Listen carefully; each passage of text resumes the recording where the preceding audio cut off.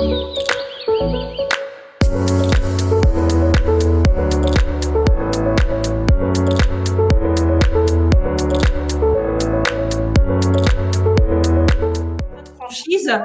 mon invitée Olga Zakharova-Renaud, bonjour Olga, qui va décoder le contrat de franchise et nous éclairer pour s'engager avec sécurité vers un franchiseur.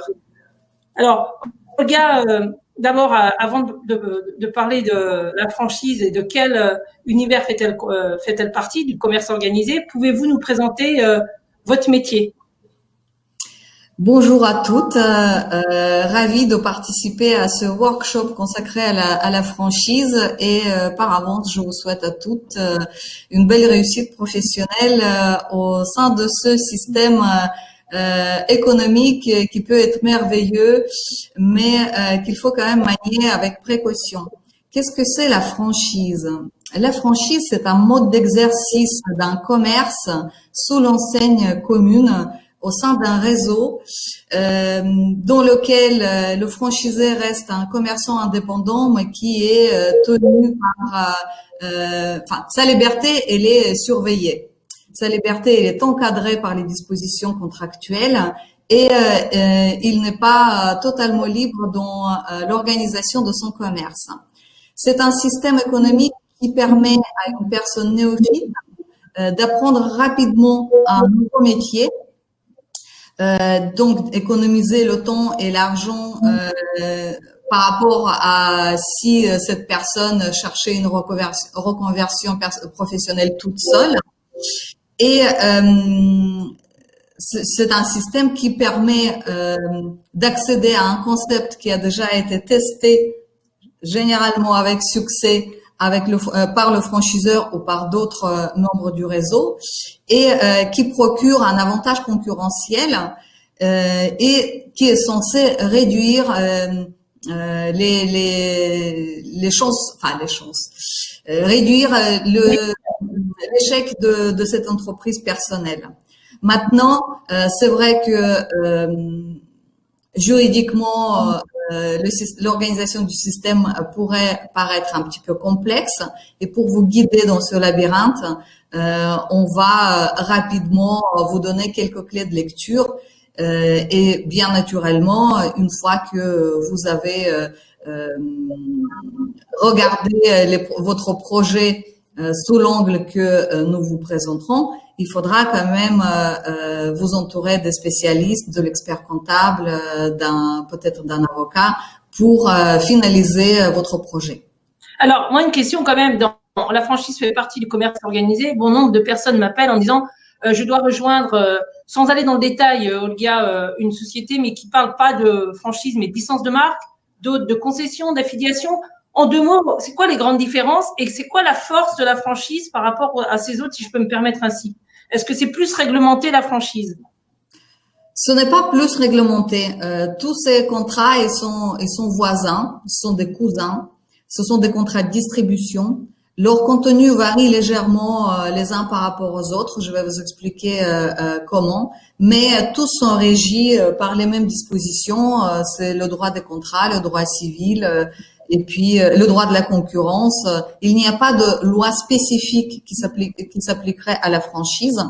Si on pense à l'ancienne loi d'Aubin, donc qui est maintenant codifiée dans le code de commerce sur l'information précontractuelle, eh bien ces dispositions elles s'appliquent aussi bien à la licence de marque, à la concession, à la franchise, à la commission affiliation, à partir du moment où le commerçant s'engage avec une enseigne, qu'il va exploiter son commerce sous cette enseigne et avec un engagement d'exclusivité ou de quasi-exclusivité d'activité ou d'approvisionnement. Maintenant, donc, les dispositions législatives, c'est toujours les mêmes. Ensuite, la forme du contrat, ça dépend de ce que vous recherchez. Et c'est vrai que le degré de liberté est différent en fonction de chaque contrat. La licence de marque, c'est un simple usage de la marque pour l'exercice du commerce. La seule obligation de votre partenaire de votre concédant donc qui met à votre disposition cette marque, c'est de garantir que cette marque existe et faire en sorte qu'elle soit protégée de contrefaçon, de concurrence déloyale et que son dépôt à l'INPI soit régulièrement renouvelé. Il peut vous demander de respecter l'image de cette marque, la charte graphique, ne pas la dénaturer et vous, en contrepartie, vous payerez les droits d'utilisation de cette marque sous forme de redevance de marque. Voilà, donc c'est un contrat qui peut être seul, une licence de marque pure et simple, soit elle peut faire partie d'autres contrats, comme le contrat de franchise qui inclut la licence de marque, ou le contrat de concession commerciale qui peut également inclure la licence de marque. La concession commerciale, c'est un contrat qui vous permet d'exercer sur un territoire délimité dont l'exclusivité vous est garantie. Donc la concession suppose nécessairement l'existence d'une exclusivité territoriale et qui vous permet sur ce territoire vendre les produits qui vous sont fournis exclusivement ou quasi exclusivement par votre concédant. Donc toujours sous l'enseigne du concédant et avec une protection territoriale. La franchise, c'est quelque chose qui réunit en soi et la licence de marque et il peut inclure la concession commerciale là-dedans, sachant que en franchise, l'exclusivité territoriale n'est pas obligatoire. Vous pouvez avoir une exclusivité territoriale ou pas. En revanche, la franchise inclut toujours la licence de marque que vous utiliserez, cette marque-là, à titre d'enseigne et pour votre communication, publicité, etc. La différence de la franchise par rapport à tous les autres contrats, c'est l'existence du savoir-faire. C'est le seul élément qui différencie la franchise de tous les autres contrats. Le savoir-faire, c'est un ensemble de connaissances qui est mis en place, réuni, éprouvé et testé par le franchiseur, qui sont mis à la disposition du franchisé et qui lui permet d'avoir ce fameux avantage concurrentiel pour exercer et démarrer son commerce. Maintenant, commission affiliation, c'est encore un petit peu plus spécifique. Ça se pratique surtout dans le prêt-à-porter. Elle inclut la licence de marque, elle peut inclure le savoir-faire de la franchise, mais la spécificité de la commission affiliation est que le commerçant affilié n'est pas propriétaire de son stock. Donc, ce stock lui est fourni exclusivement par son concédant. Le distributeur ne choisit ni le volume du stock, ni la composition de ce stock, ni la fixation du prix. C'est-à-dire que il reçoit les marchandises qui lui sont fournies par sa tête de réseau et il la vend. Et il est rémunéré par une commission sur ses ventes. D'accord, très bien. Alors, juste une petite question, parce que souvent on me dit, tiens, des candidats me contactent et me disent, je vais signer un contrat, mais ça, c'est pas de la franchise, c'est marqué licence de marque, mais pourtant il m'apporte un accompagnement comme si c'était une franchise. Est-ce qu'il y a bizarre? Non, mais c'est pour ça qu'il faut bien lire son contrat et se poser des bonnes questions. Quand il y a un contentieux, malheureusement, si la situation dégénère en contentieux, le juge il n'est pas tenu par l'intitulé du contrat. Il va regarder quels sont les ingrédients qui font ce contrat. Et il peut qualifier un contrat qui est appelé par les parties licence de marque de contrat de franchise si à l'intérieur de ce contrat on parle du savoir-faire, de la transmission du savoir-faire, d'application du savoir-faire et de mise à jour de ce savoir-faire. Si on démontre en plus que l'existence de ce savoir-faire était indispensable et déterminant pour le candidat pour s'engager avec cette enseigne, on sera nécessairement dans un contrat de franchise. Très bien, ben, au moins c'est clair. Alors, bon nombre de personnes veulent aller aujourd'hui vers la franchise. Il y a des mots-clés à savoir. Je trouve que c'était intéressant que vous nous aidiez à comprendre ces mots, ce jargon qu'on a tous. Pour rappel, donc le franchiseur, c'est bien celui qui a élaboré le concept, qui a mis en place le savoir-faire. C'est la tête du réseau. C'est la tête du réseau, c'est celui qui détient le savoir-faire et qui le commercialise. Généralement, il est également détenteur de la marque ou des droits d'exploitation de cette marque qui va être utilisée comme l'enseigne du réseau. Est-ce que le franchiseur, c'est une personne ou ça peut être une société? Généralement, dans la plupart des cas, c'est une société. C'est une société, mais qui est représentée par son dirigeant ou par son associé majoritaire. La plupart des contrats de franchise prévoient que la personne physique, celle qui incarne la société du franchiseur, n'est pas importante pour l'existence et l'exécution du contrat. Ce qui veut dire que donc cette personne qui est souvent fondateur du concept, fondateur du réseau, le pater familias qui a fondé cette grande famille de la franchise, un jour, il va vendre cette entreprise à quelqu'un d'autre qui reprendra le flambeau et cela ne remettra pas en cause l'existence du contrat de franchise. Après, tout dépend de la rédaction du contrat et la plupart des contrats prévoient que le franchisé consent par avance à ce changement. Ça veut dire que dans la plupart des cas, ce changement, il interviendra sans aucun accord préalable des franchisés. Ils pourront juste être mis devant le fait accompli que, en fait, la tête de réseau a changé. Mais à partir du moment où la société reste la même, le contrat continue. Mais c'est vrai aussi que ces changements-là, ils ne sont pas anodins. Si au moment de vous engager, vous êtes vraiment très attaché à la personne à la personne physique avec qui vous contractez, il faut bien lire comment est rédiger le contrat parce qu'un jour, en cours du contrat, vous risquez de vous retrouver avec un fonds d'investissement au lieu de la personne à qui vous étiez très attaché et en qui vous aviez confiance. Alors, un autre point, donc le franchisé, là, c'est le candidat qui a décidé de rejoindre un réseau pour développer son activité commerciale. Exactement, c'est la personne qui va exploiter son commerce, qui sera considéré comme un commerçant indépendant, dont la liberté de commerce va être strictement encadrée par le contrat qu'il aura signé. Donc, si c'est un contrat de franchise, c'est vrai que le degré de liberté est moindre que si c'est une licence de marque, par exemple. Alors, il y a un mot que je n'ai pas indiqué, mais que je vais rajouter, tout simplement la marque. Qu'est-ce que c'est, ce qu'on appelle la marque? La marque, la marque, c'est la marque, c'est un signe distinctif qui peut être verbal, qui peut être graphique, ou les deux, qui est utilisé en tant qu'enseigne du réseau et en tant que un signe de ralliement de la clientèle. Donc, il peut inclure un vocable, donc les mots, il peut inclure un logo, une forme, les couleurs, tout ça combiné pour identifier dans l'esprit du consommateur ce réseau-là et ces produits-là. Ok. Un autre mot qu'on rajoutera, le savoir-faire. Alors, le savoir-faire, donc comme je disais, bon, il y a 3 éléments indispensables pour qualifier un contrat de franchise. Donc, c'est la marque, on en a parlé, c'est le savoir-faire et c'est l'assistance.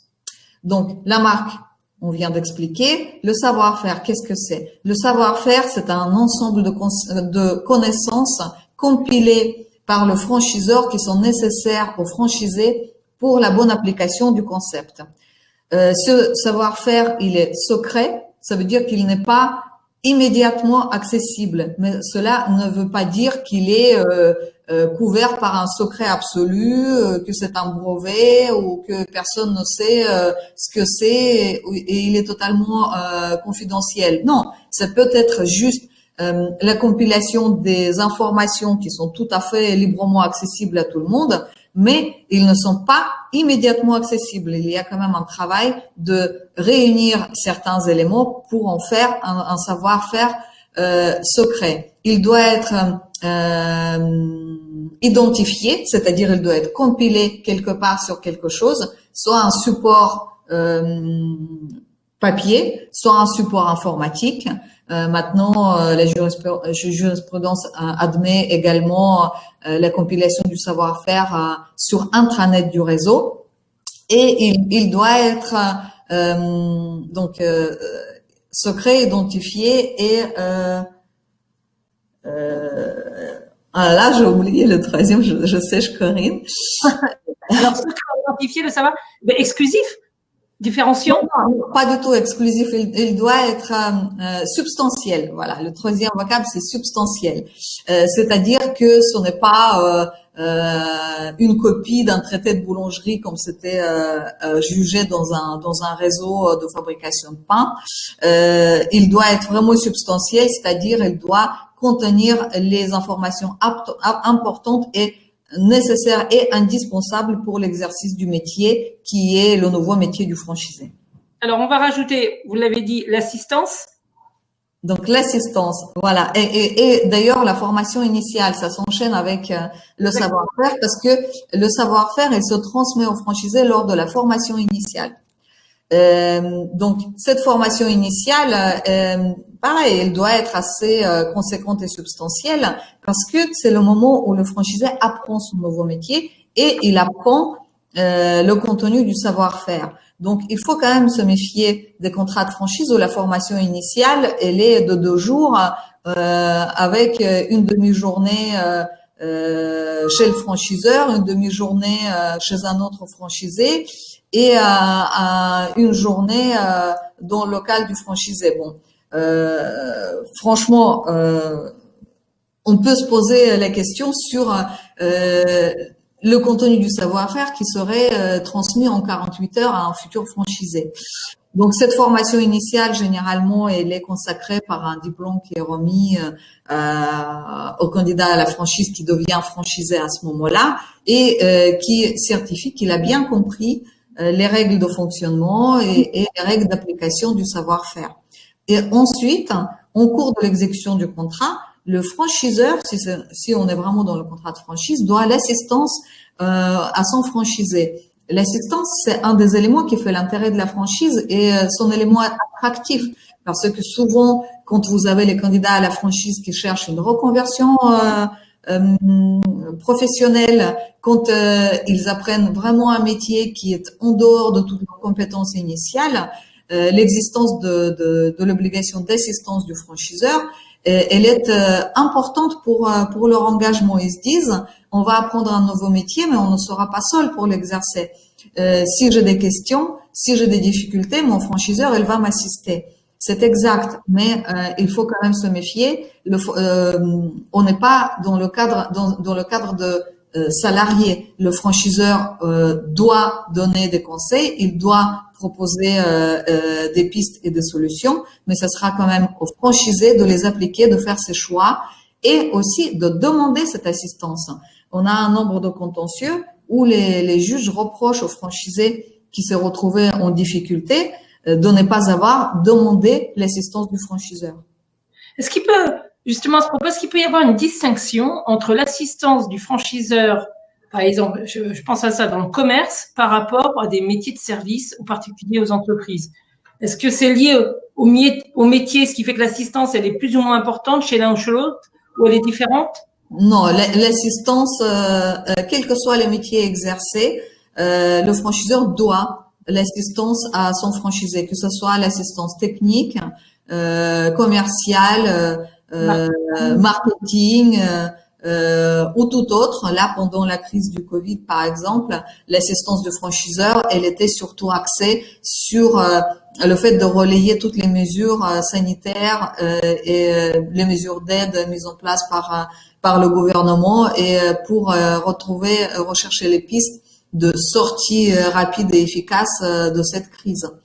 Maintenant, donc l'assistance, c'est une obligation essentielle du franchiseur, mais il y a une limite qui est l'émission de la gestion du franchisé. C'est là où je vous disais l'assistance, oui, mais ce sera au franchisé de prendre ses décisions en fonction. Alors, dernier mot, la zone d'exclusivité, on en entend beaucoup parler. Qu'est-ce que ça veut dire exactement? Vous allez en parler après, mais en 2 mots. La zone d'exclusivité, c'est une zone territoriale de protection qui n'est pas essentielle dans la franchise et la plupart des contrats de franchise ne la prévoient pas. C'est vrai qu'elle protège l'investissement initial du franchisé parce que il est assuré que à l'intérieur de cette zone, il sera le seul. Mais après, ça dépend. Le seul à faire quoi? C'est là où il faut lire le contrat parce qu'il y a plusieurs zones d'exclusivité. Vous avez une exclusivité de franchise, donc ça veut dire qu'il sera seul à être franchisé sur cette zone, mais ça ne veut pas dire qu'il n'y aura pas d'autres points de vente sous l'enseigne du réseau, soit en propre, soit en corner, soit sous autre forme. Ça peut être une zone d'exclusivité d'enseigne. Là, le franchisé est protégé qu'il n'y aurait pas d'autres points de vente sous l'enseigne, mais quel que soit le mode d'exploitation, franchise ou pas. Et vous avez également une exclusivité de produits, zone d'exclusivité de produits, ce qui veut dire qu'il sera le seul à pouvoir distribuer les produits contractuels sur cette zone. Alors, dernier point, c'est le DIP. On va en parler après, mais en 2 mots, le DIP, c'est quelque chose d'important dans la franchise. On va en parler juste maintenant. Non, on recommence. Le DIP, de quoi s'agit-il? Je vais couper, hein, vous inquiétez pas. Donc, le DIP, c'est le document d'information précontractuelle. C'est un document essentiel préalable à l'engagement éclairé du franchisé. Il s'agit d'une obligation légale et le franchiseur ne peut pas se dispenser de communiquer ce document à son candidat. Même si le candidat, il est déjà dans le métier, même si c'est un ancien salarié du franchiseur, rien ne dispense le franchiseur de cette obligation.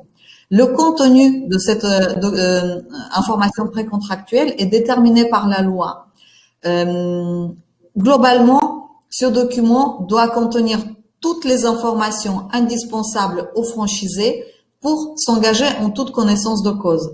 Il y a les informations sur le franchiseur, sur ses compétences, sur l'évolution de son réseau, les comptes des 2 dernières années donc du franchiseur, le réseau, donc toutes les informations sur la consistance du réseau de franchises développées en France, l'information sur les sorties des franchisés dans les dernières années, donc précédentes la remise du document d'information précontractuelle, avec l'indication des causes de sortie des franchisés du réseau. C'est une information extrêmement importante et indispensable. Il faut voir quel est le turnover dans le réseau pour se faire une idée de la viabilité et de rentabilité du concept.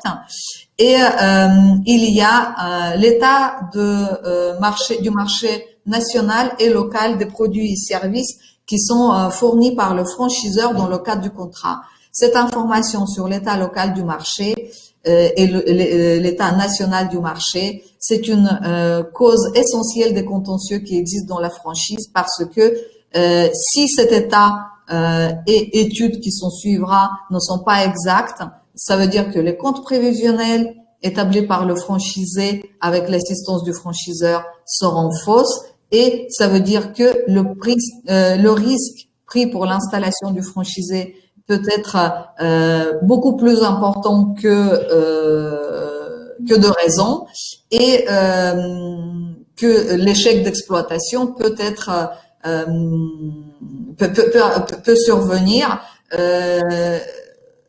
Voilà, donc vraiment l'état local du marché, l'étude locale du marché, ça mérite un sujet à part parce que on n'est pas tous d'accord sur le fait qui doit fournir quoi, mais la clé du succès d'une bonne installation en franchise, c'est non seulement le concept et la marque, mais c'est également l'emplacement. Bien sûr. Si la marque est bonne, si le concept est fort, mais l'emplacement est mauvais, rien ne pourra sauver cette exploitation. Et tout bon franchiseur en arrive justement obligation se doit d'amener tous les bons éléments en amont avant que le franchisé s'installe. Donc, quelles sont justement les obligations du franchiseur et du franchisé? Alors, c'est déterminé par le contrat de franchise, encore une fois, et le projet du contrat de franchise. Pour revenir au document d'information précontractuelle, il doit être joint à ce document d'information précontractuelle qui, la loi le dit, doit être communiqué au franchisé minimum 20 jours avant la signature de tout contrat, quel qu'il soit, et de versement de toute somme au profit du franchiseur, quelle qu'elle soit. Donc, 20 jours, c'est un délai minimum. C'est trop court. Moi, je dirais qu'il faut demander la communication du DEP beaucoup plus en amont pour avoir du temps pour réfléchir, pour étudier son contenu et pour bien lire son contrat de franchise. Et voilà, on y arrive. Donc, la première chose qu'il faudrait regarder dans le contrat de franchise, vous regardez juste du point de vue de volume, combien de pages sont consacrées aux obligations du franchiseur, combien de pages aux obligations du franchisé. Si vous avez déjà une demi-page d'obligations du franchiseur et 20 pages d'obligations du franchisé, il faudra quand même se poser des questions. Enfin, je vous donne des clés de lecture très simples, hein, parce qu'après, le document juridique, quand même, en soi, il est compliqué et il faudrait être assisté. Mais on a des, après, on a sur le contrat de franchise, on a un slide. Hein. Là, c'est des grandes généralités. De comment On a un slide sur le contrat de franchise après. Là, c'est les grandes généralités. D'accord. Et donc, ensuite, les obligations du franchiseur et du franchisé, vous regardez encore une fois, si c'est écrit le franchiseur pourra, mais le franchisé, c'est toujours le franchisé doit.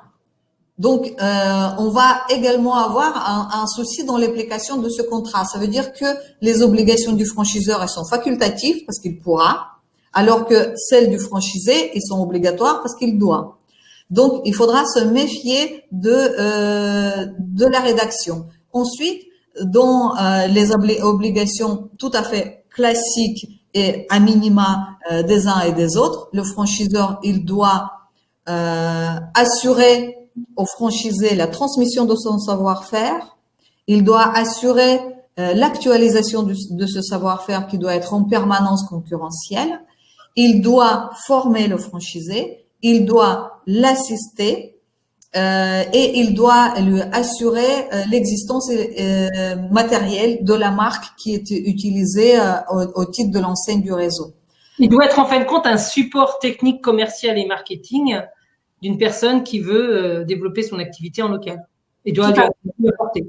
Sachant que le franchiseur, il est quand même le maître de son concept et c'est lui qui décide des directions qui seront prises par tout le réseau, dont les choix stratégiques de positionnement, etc. Alors justement, il y a les obligations du franchisé, c'est être garant de la marque et de son contenu et de respecter les règles du franchiseur, mais j'ai une question à vous poser. Est-ce que ça vous arrive d'être en contact avec des franchisés qui auraient dû jamais entrer dans un réseau parce que, en fin de compte, la philosophie ou l'engagement du franchiseur en fin de compte, ne répondent pas à leurs attentes ou n'est pas en adéquation. Est-ce que ça arrive, ça, après? Bien sûr, ça arrive et ça arrive plus souvent que vous croyez. Il y a des profils de franchisés et il y a des profils de franchisés qui ne sont pas faits pour la franchise. Parfois, enfin, il m'est arrivé de déconseiller à une restauratrice d'entrer dans un réseau de franchise parce que c'était une dame qui exploitait depuis 20 ans 2 restaurants avec succès et elle s'est dit je vais prendre pour me diversifier un 3e en franchise. Et quand on a lu le contrat avec elle, elle était effrayée, elle dit mais c'est pas possible. je ne vais quand même pas l'écouter quand elle me dit c'est un prix maximum que tu peux pas dépasser. Je suis chez moi, je fixe le prix que je veux. Quand les profils trop indépendants qui savent faire seuls, ils seront malheureux dans le cadre d'un réseau. Et il vaut mieux éviter cet échec déjà à la base. Ça rendra malheureux tout le monde, aussi bien le franchisé qui ne sera pas heureux dans cette exploitation, comme ça agacera le franchiseur qui sera obligé de se battre en permanence contre un franchisé trop indépendant. Enfin, il y a des profils qui ne sont pas faits pour. Après, vous avez l'autre extrême. L'autre extrême, les gens qui ne sont pas faits pour le commerce, parce que il y a quand même une partie, enfin, il faut avoir la fibre commerciale, hein, et le franchiseur ne fera pas tout à la place du franchisé. C'est pour ça qu'on dit qu'il reste commerçant indépendant. Il faut savoir gérer son commerce, prendre des décisions, saisir des opportunités, être en relation avec le client. Ce n'est pas un salariat. Donc, les personnes en reconversion commerciale et professionnelle qui ont toujours été salariés et qui pensent que c'est la même chose, mais que c'est vous, votre propre patron, ce n'est pas tout à fait le cas. Il y a des responsabilités qu'il faudra assumer qui sont supérieures à celles qu'un salarié assume en exerçant son métier dans le cadre d'une entreprise salariée. Alors souvent on m'a posé la question et du coup, si vous me faites penser à ça, le franchisé a des obligations, il doit se poser aussi la question, vous avez raison, est-ce que je suis fait pour rentrer dans un réseau de franchise? Et à l'inverse, le franchiseur, lui, peut dire non, je ne veux pas signer un contrat avec tel et tel franchisé ou candidat à la franchise parce que pour le franchiseur, il n'a peut-être pas le profil en phase avec son métier, ses valeurs. Et puis, vous avez précisé autre chose, j'en profite. Bon nombre de candidats à la franchise pensent que le franchiseur va beaucoup les assister. On n'est pas dans un contrat de salarié, on est bien dans une démarche d'entrepreneur à entrepreneur. On est bien d'accord? Tout à fait, tout à fait. Vous avez tout à fait raison, Corinne. Le franchiseur pourrait refuser certains profils et je dirais même il devrait le faire. Comme disait le renard au Petit Prince, nous sommes responsables de ce que nous avons apprivoisé. Le franchiseur qui recrute un franchisé, il est au moins moralement responsable vis-à-vis de celui-ci et de ce recrutement-là. Malheureusement, en pratique, ça ne se passe pas toujours de cette manière-là. Ce n'est pas le franchiseur dirigeant du réseau de franchise qui recrute. Souvent, cette tâche, elle est déléguée aux développeurs qui sont souvent freelance. Donc, qui travaillent pour un réseau, mais de manière indépendante et qui sont rémunérés au recrutement. Donc, et l'intérêt de ces personnes-là de recruter le plus de franchisés possible. Et malheureusement, le critère qui va surtout être vu, regardé et retenu, c'est la capacité de financement que le candidat a. Pour financer ce projet de franchise. Donc, oui, mais un bon réseau, il y a quand même de l'éthique. Un bon réseau se doit justement de temporiser et le franchiseur de choisir l'un et l'autre de choisir un réseau, une personne qui est en adéquation avec son. En théorie, oui. En théorie, oui. Mais le monde merveilleux de la franchise, il n'existe pas et il y a de tout. Vous avez des réseaux qui font un recrutement très structuré, très encadré, qui refusent les profils qui ne sont pas bons, enfin qu'ils considèrent ne pas correspondre à ce qui est recherché par le franchiseur. Souvent, ce sont des réseaux installés. Les petits réseaux peuvent pêcher par leur jeunesse et par leur envie de développement rapide et d'être beaucoup moins regardant sur le profil et les capacités de la personne qui recrute. C'est là où il faut poser des questions quand même avant de s'engager. Donc, il faut faire l'autocontrôle, même si de l'autre côté, ce contrôle-là est peut-être pas assez fort. C'est pour ça que je dis souvent, s'engager en franchise, c'est d'abord identifier le métier et après les enseignes. Et dans ces enseignes, il y a des questions à poser. Bon nombre de questions sur l'assistance, le savoir-faire, interroger les franchisés et puis regarder à droite à gauche des informations pour que on s'engage sur quelque chose qui correspond à ce qu'on a envie de faire et à nos ambitions, en tout cas. Alors, les obligations du franchiseur, du franchisé, on va revenir sur ce DIP qui est quand même important, qui est remis donc à partir du moment où on a choisi une enseigne ou plusieurs, on nous remet ce fameux document avec, vous l'avez dit, un certain nombre de données. Est-ce que vous pouvez nous en dire plus? Est-ce que 20 jours, c'est 20 jours? Qu'est-ce qu'on fait pendant ces 20 jours? On peut aller interviewer la tête de réseau, on peut… Voilà. Qu'est-ce qui fait ce DIP est important avant de signer un contrat? Donc, comme je vous ai dit tout à l'heure, le DIP, c'est un document qui permet aux candidats franchisés d'avoir les informations qui sont nécessaires pour qu'ils s'engagent en connaissance de cause. 20 jours, c'est un délai légal minimum. Il n'y a pas de délai légal maximum. Après, bon, c'est vrai qu'on a vu des cas où le DIP était remis 2 ans avant la conclusion du contrat. Là, c'est peut-être un peu trop, parce que en 2 ans, il y a beaucoup de choses qui ont changé et il faudrait l'actualiser à nouveau. Mais 20 jours, ça peut être court. Ce DIP, donc, il contient les informations sur le réseau notamment, sur les franchisés qui le composent, ainsi que sur les sorties des franchisés du réseau l'année précédente, la communication du DIP et sur les raisons de ces sorties-là. C'est là où ça devient intéressant. Il faudrait se renseigner, aller voir les franchisés, peut-être ceux qui sont sortis, voir pourquoi, ceux qui sont dans le réseau pour prendre la température. C'est vrai que bon, les franchisés qui sont en place dans le réseau, généralement, ils disent pas trop de mal sur le réseau actuel parce que on crache pas dans la soupe et que ça peut être délicat et que une démarche de dénigrement du franchiseur leur peut être reprochée. Mais il faut quand même aller voir les franchisés en place qui sont installés dans les villes comparables à celles où le candidat va s'installer. Il faudrait regarder sur Infogreffe ou sur société.com les résultats financiers de ces franchisés.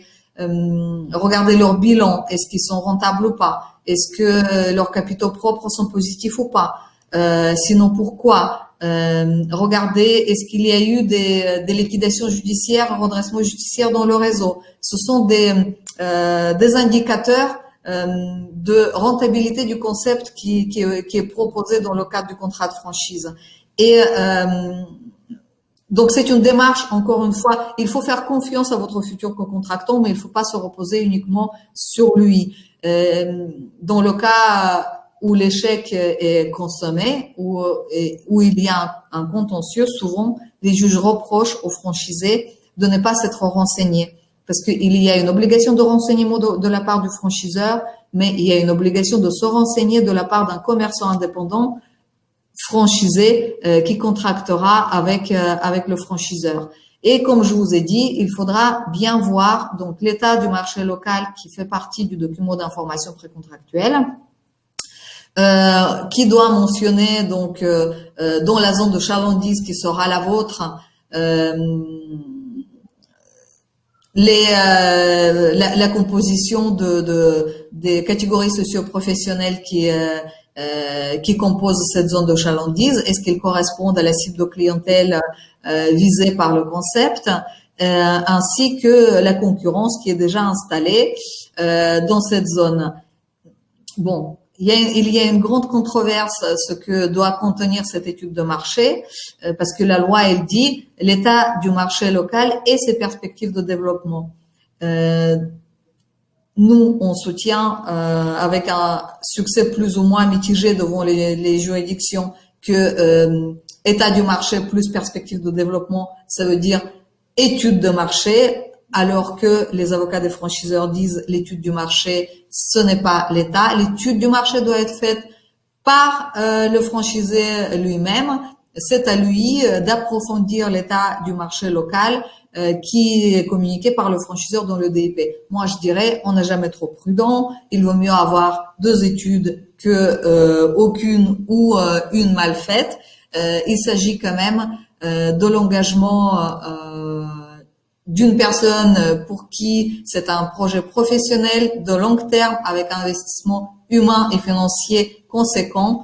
Il faudrait donc bien préparer son projet et il y a les prestataires spécialisés dans le géomarketing qui peuvent toujours assister le franchisé dans sa future entreprise. Petite question, si dans un réseau, dans le DP, on voit qu'il y a beaucoup de sorties, mais au démarrage d'une franchise, je pense que c'est pas obligatoirement vu de façon négative. C'est peut-être que le franchiseur, au démarrage, il a eu quelques pionniers et puis peut-être que le concept a un peu changé. Il y a eu des évolutions qui n'ont peut-être pas été qui n'ont peut-être pas plu je sais pas, aux nouveaux franchisés? Est-ce que aux franchisés en place, est-ce que je me trompe? S'il y a beaucoup de sorties au début, je pense pas qu'il faut voir ça de façon négative, mais je ne sais pas. Hein. Il faut se renseigner. Je dirais, beaucoup de départs, c'est jamais un bon signe. D'accord. Okay. Soit que le concept n'est pas rodé, il n'est pas mûr, il n'est pas mature, soit il n'est pas rentable, soit la personnalité du franchiseur pose problème.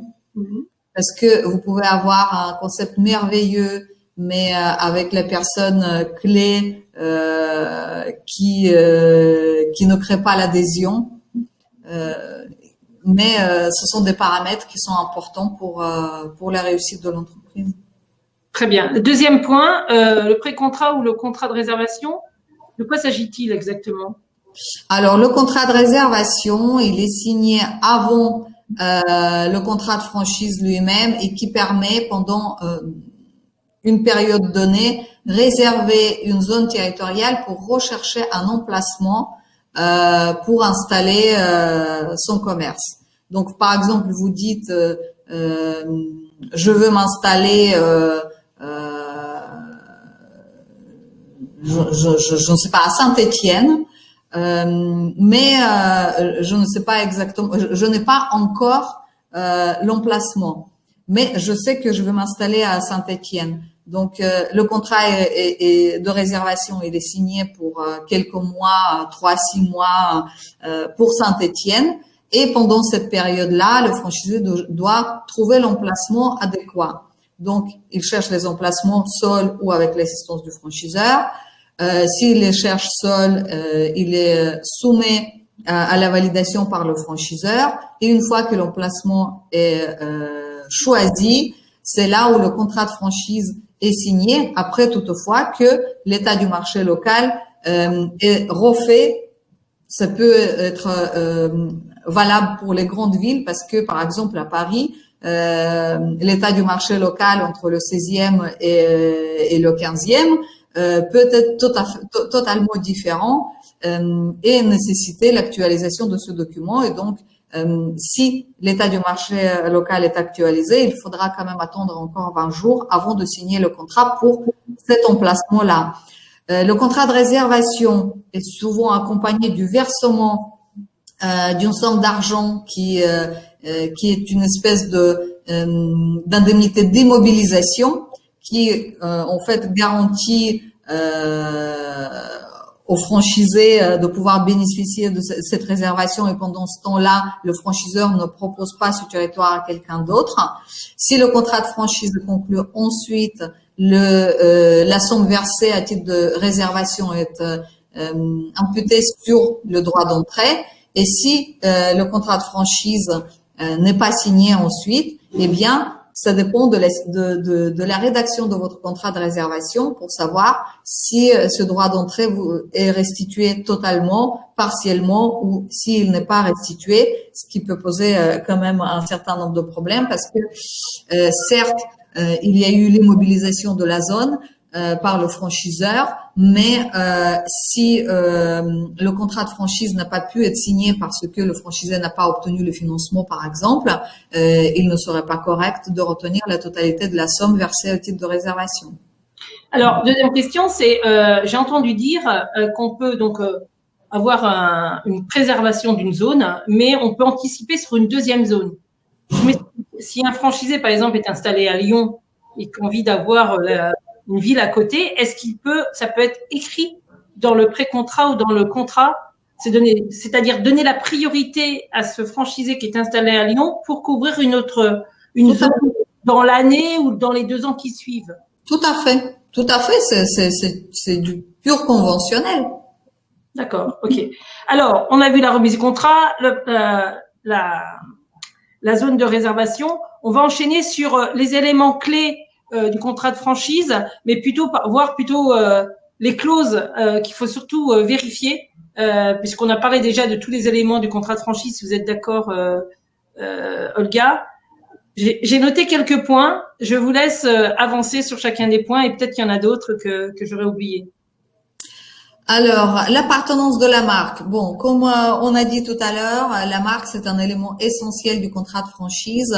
elle est utilisée à titre d'enseigne, c'est un signe de ralliement de clientèle, et il est absolument indispensable que la marque utilisée dans le réseau doit exister, être valablement déposée à l'INPI, donc protégée, et il doit appartenir soit aux franchiseurs, donc sociétés qui animent le réseau de franchise, soit que donc le franchiseur ait lui-même les droits d'exploitation de cette marque et de consentir les sous-licences donc aux franchisés de cette marque. Je m'explique. Le franchiseur n'est pas toujours propriétaire de cette marque-là, elle est déposée par quelqu'un d'autre, par exemple par la personne physique qui est le créateur du réseau, ou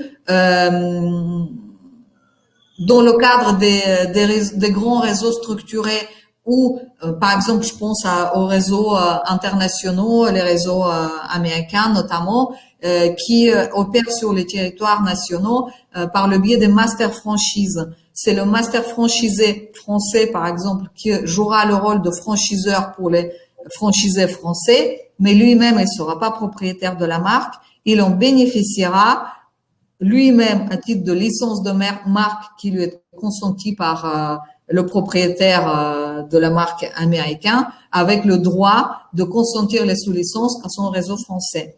Mais donc voilà, la marque, elle doit exister, elle doit être valable, elle doit être protégée. Après, la notoriété de la marque, c'est encore autre chose.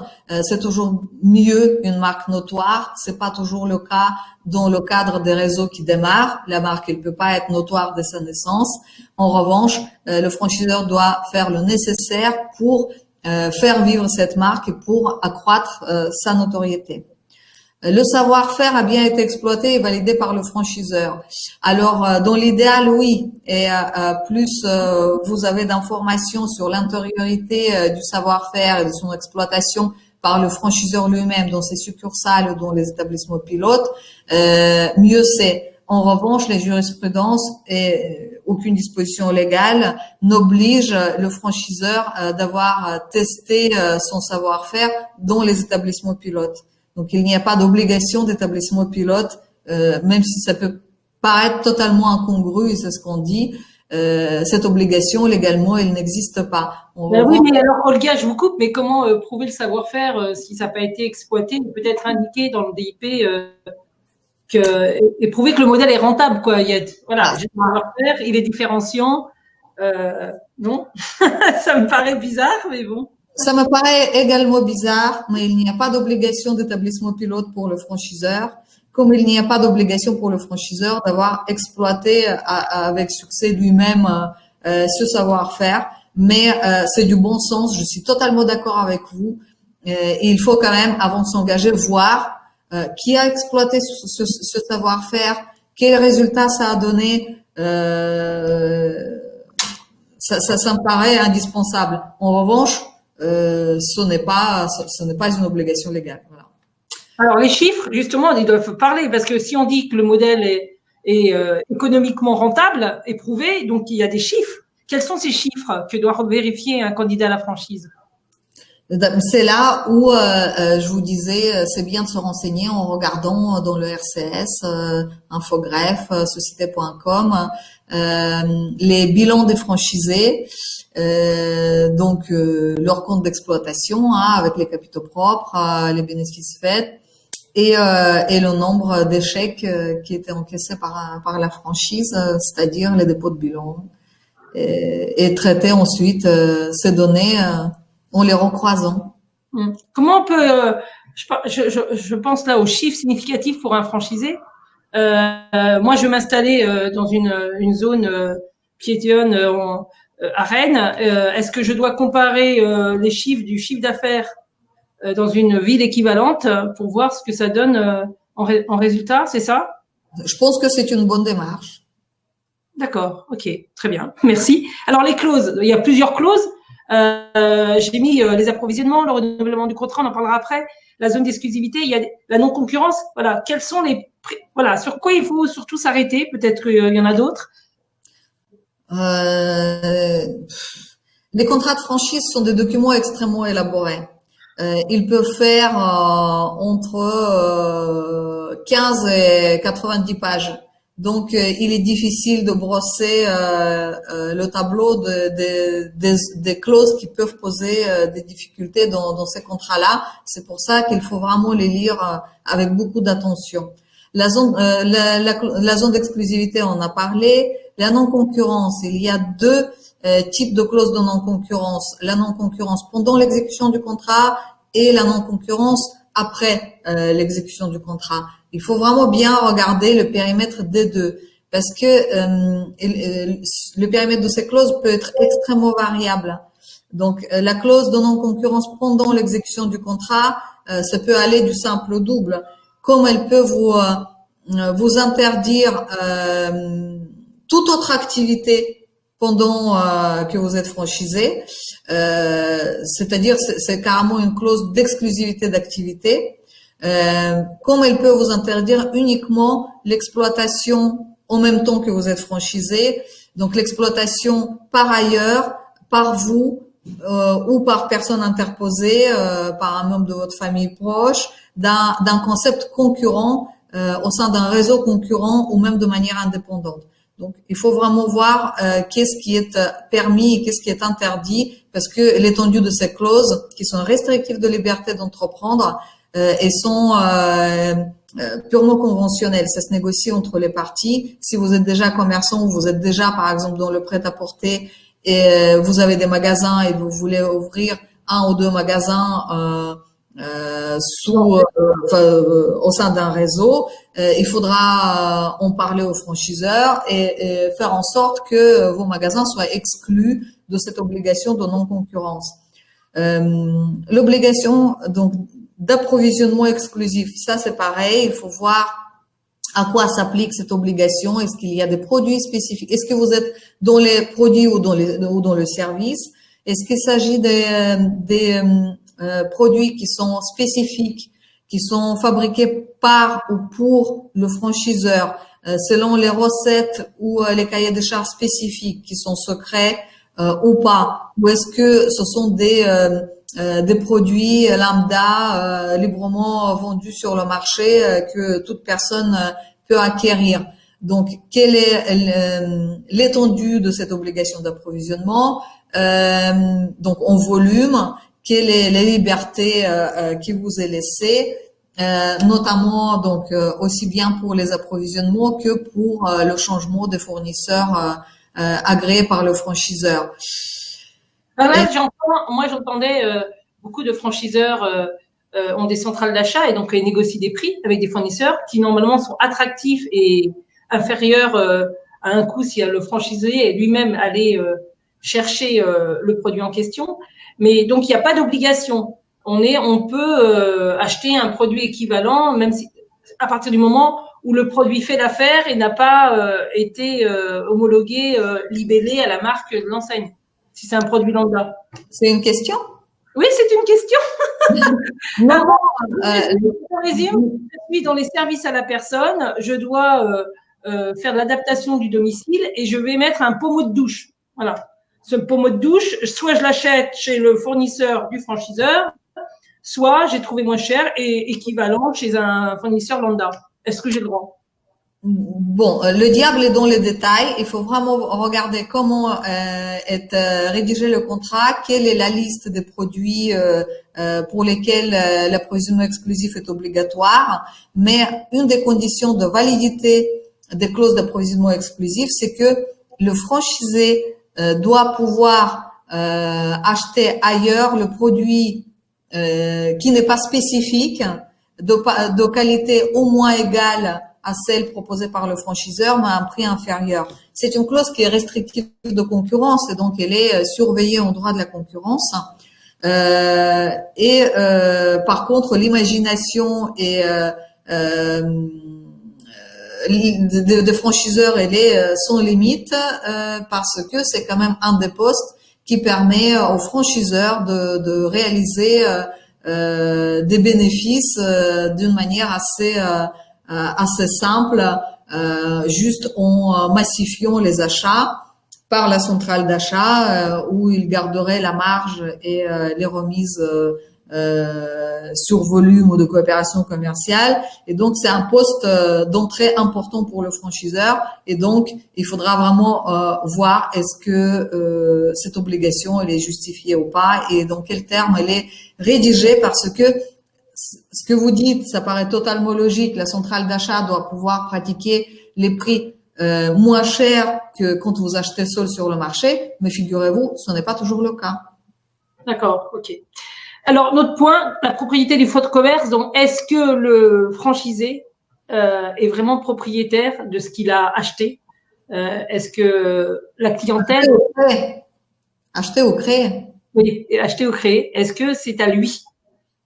La controverse est définitivement tranchée. Le franchisé est propriétaire de son fonds de commerce.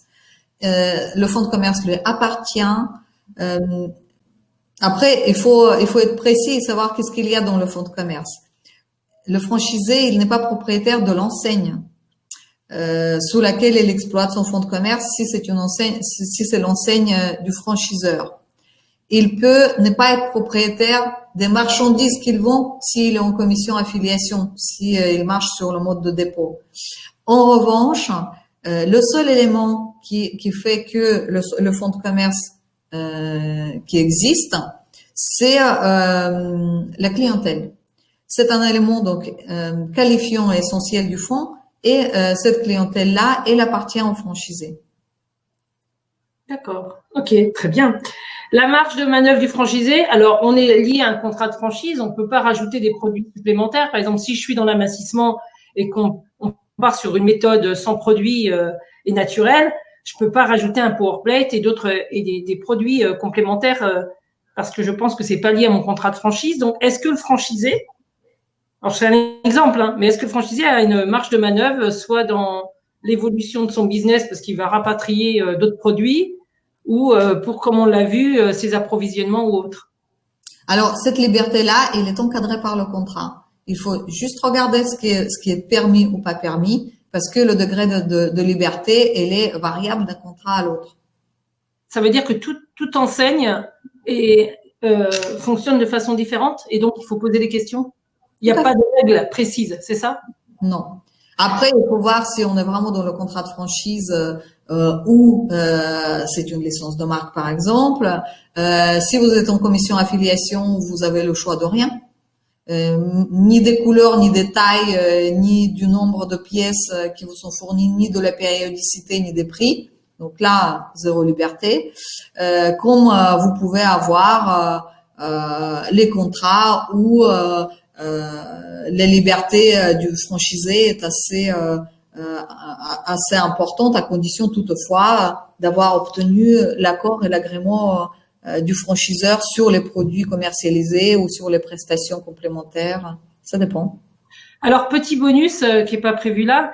Tout à l'heure, on a parlé de clause de non-concurrence. Est-ce que ça doit être stipulé dans le contrat que je peux être multi-franchisé? C'est-à-dire, à un moment donné, je peux aller avoir envie d'avoir un deuxième point de vente dans la même enseigne ou être pluri-franchisé et d'aller chercher un autre contrat de franchise dans une activité qui n'a rien à voir avec la première. Est-ce que ça doit être intégré ou pas?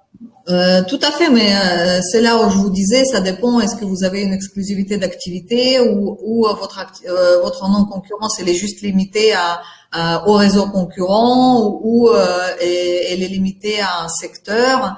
Mais après, c'est de la négo. C'est possible de voir si les exceptions sont possibles ou pas, ou si c'est carrément prévu par le contrat qui ne vous empêche pas d'avoir d'autres activités. Pour la non-concurrence, on a parlé que de la clause de non-concurrence pendant la durée du contrat, sachant que il y a aussi les clauses de non-concurrence post-contractuelles. Ce sont des clauses qui vous empêcheront à la sortie du contrat de franchise de continuer d'exercer librement l'activité qui était la vôtre et qui peuvent vous empêcher de continuer l'exploitation de votre fonds de commerce comme vous l'entendez. On distingue soit les clauses de non-concurrence, soit les clauses de non-affiliation. Les clauses de non-affiliation, c'est un petit peu plus simple et stipule que à la sortie du contrat de franchise, pendant la durée d'un an généralement, vous n'avez pas le droit de prendre l'enseigne concurrente. mais cela ne vous empêche pas de continuer l'exploitation de votre fonds de commerce en vendant les mêmes produits et les services, mais de manière indépendante et sous votre propre enseigne. Les clauses de non-concurrence sont les clauses qui peuvent interdire la poursuite de l'activité qui était la vôtre, qui peuvent vous obliger de diversifier cette activité, diversifier l'offre, etc.